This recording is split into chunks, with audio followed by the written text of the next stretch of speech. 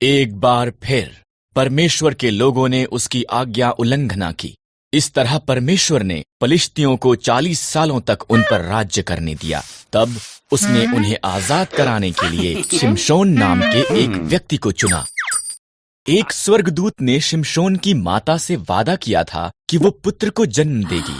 शिमशोन को परमेश्वर के साथ 3 वादे करने होंगे। कभी भी मदिरा नहीं पीना, कभी भी मुर्दों को नहीं छूना, कभी भी अपने बालों को नहीं काटना।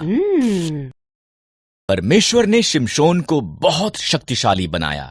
उसने एक सिंह को मार दिया और मधुमक्खियों ने उसकी लाश में शहद बनाया। शिमशोन ने परमेश्वर के साथ उसके वादों में से एक को तोड़ते हुए मरे हुए सिंह को छू लिया, यहाँ तक कि उसने शहद भी खाया। शिमशोन को दलीला नामक एक स्त्री से प्रेम हो गया।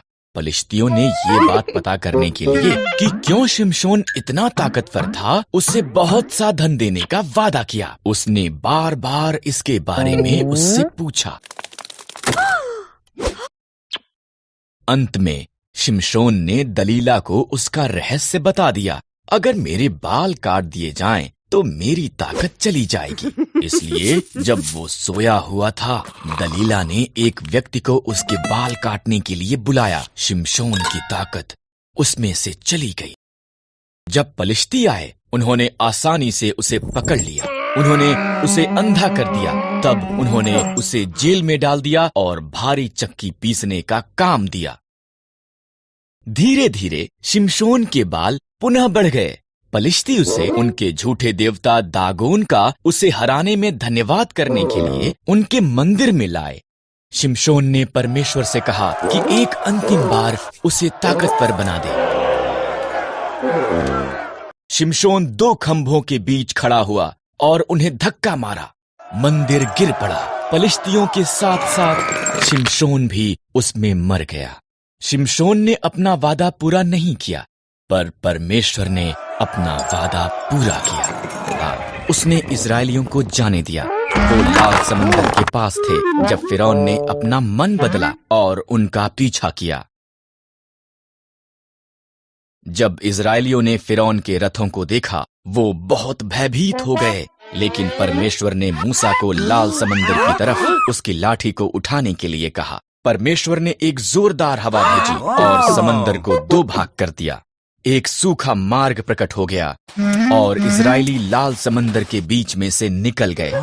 यहाँ पर उनके दोनों तरफ एक पानी की दीवार थी। वो सुरक्षित दूसरी तरफ पहुंच गए। फिरौन और उसकी सेना समंदर में उनके पीछे गई। परमेश्वर ने मूसा को उसका हाथ बढ़ाने के लिए कहा। तब समंदर फिर से वापस एक हो गया और फिरौन और उसकी सेना डूब गई। परमेश्वर ने उसके लोगों की एक उजाड़ में अगुवाई की। उसने उन्हें भोजन और पानी दिया।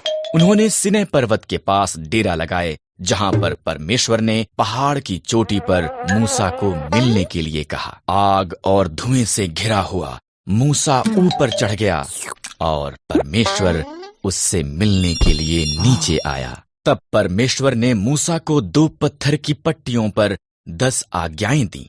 अन्य देवताओं की आराधना मत करना, मूर्तियां मत बनाना, आदर के साथ मेरा नाम लेना, विश्राम दिन को एक विशेष दिन करके मनाना, अपने माता पिता का आदर करना, कत्ल मत करना, अपने पति या पत्नी से वफादार रहना, चोरी मत करना, लोगों से या जो उनके पास है उससे ईर्ष्या मत करना।